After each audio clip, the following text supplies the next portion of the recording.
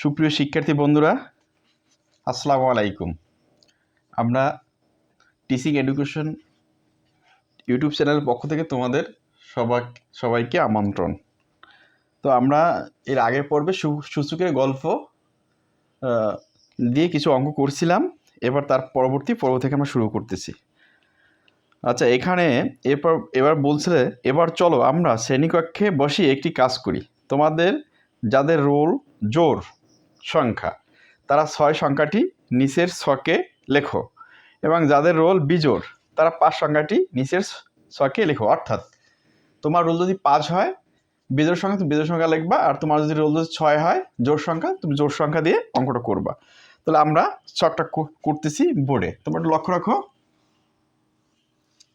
1 2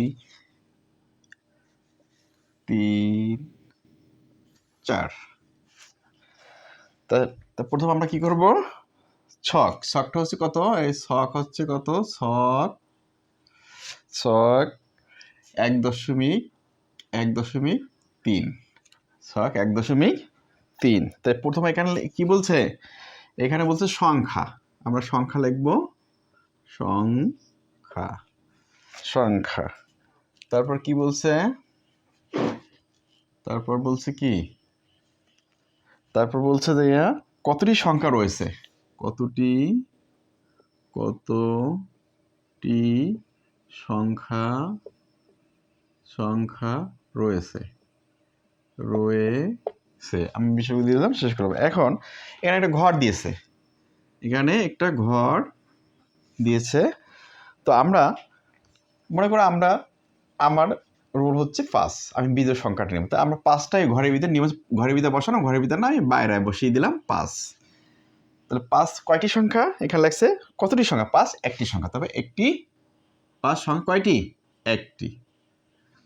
আচ্ছা, আমরা এটা তো বুঝতে পারছি। আচ্ছা, পরবর্তী ছকে আমরা চলে যাচ্ছি। পরবর্তী কি বলছে একটু সবাই একটু লক্ষ্য রাখো। পরবর্তী বলছে, এখন তুমি যে সংখ্যাটি নিচে নিলে সেই সংখ্যাটি দিয়ে একবার গুণ করো এবং তা নিচের ছকের ন্যায় পূরণ করো।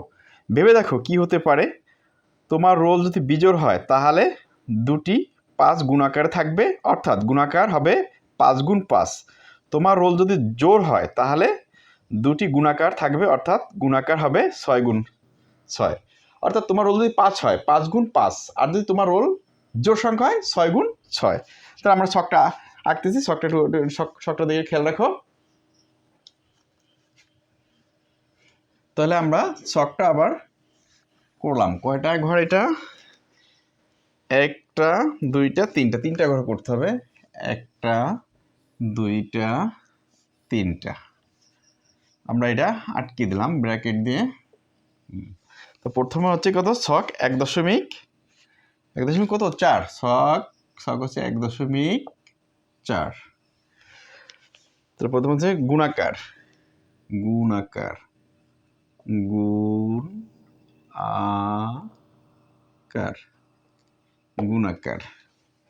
তারপর হচ্ছে কি? গুণাকারের পর হচ্ছে কি? গুণফল।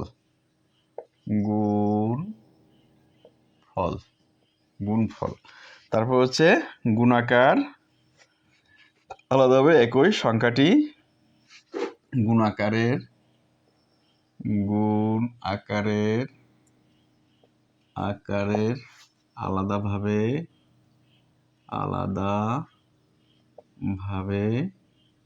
আলাদাভাবে কি কতটি আলাদাভাবে সংখ্যা কতটি রয়েছে?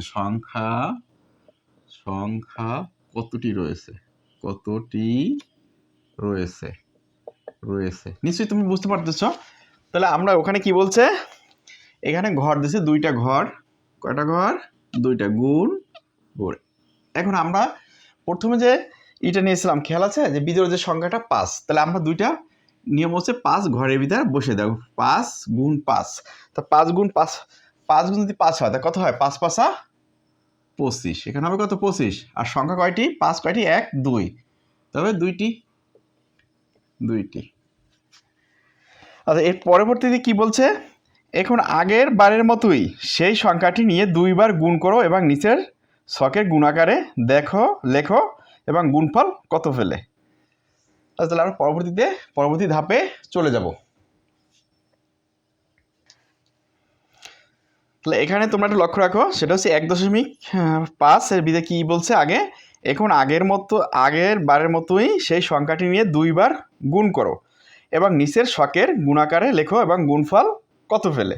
তাহলে আমরা আগের মতো আবার ছকটা করব। কয়টা ঘর করব? 1 2 2 3 4। তাহলে ছক হচ্ছে কত? ছক ছক ছক 1.5।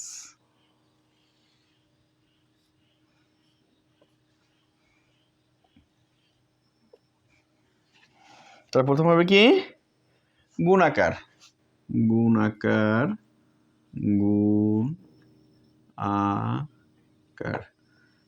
আকার, তারপর হবে গুণফল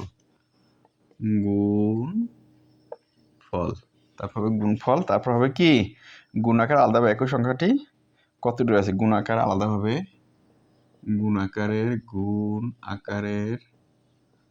আকারের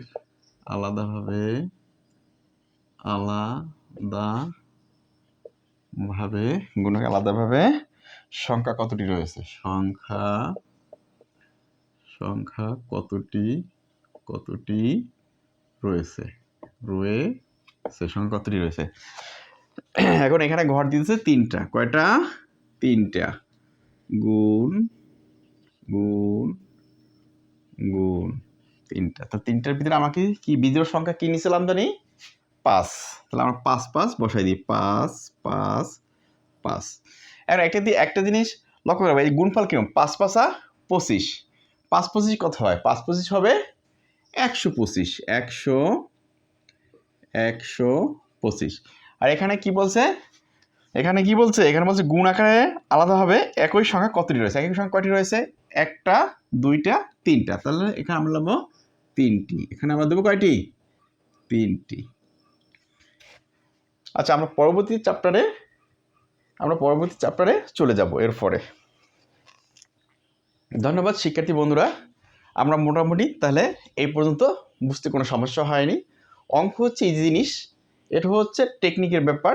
তুমি যতই ভালো বুঝবা ততই ভালো অঙ্ক পারবা। আর অঙ্ক হচ্ছে সহজ নিয়ম অঙ্ক করবা যাতে তোমরা পারো। আমরা অনেকে অঙ্ক মনে করি বোঝা বা কঠিন জিনিস, সেজন্য অনেক সময় আমরা অঙ্ক থেকে একটু পিছিয়ে থাকি। অঙ্ক একদম ইজি জিনিস। তোমরা আমার পর্বগুলো পর্যায়ক্রমে দেখবা, ইনশাল্লাহ তুমি বইয়ের যতগুলো অঙ্ক, যত ধরনের কঠিন অঙ্ক আছে অবশ্যই তোমরা পারবা। আল্লাহ হাফেজ, ভালো থাকো। পরবর্তী পর্বে দেখার জন্য আমন্ত্রণ জানাচ্ছি।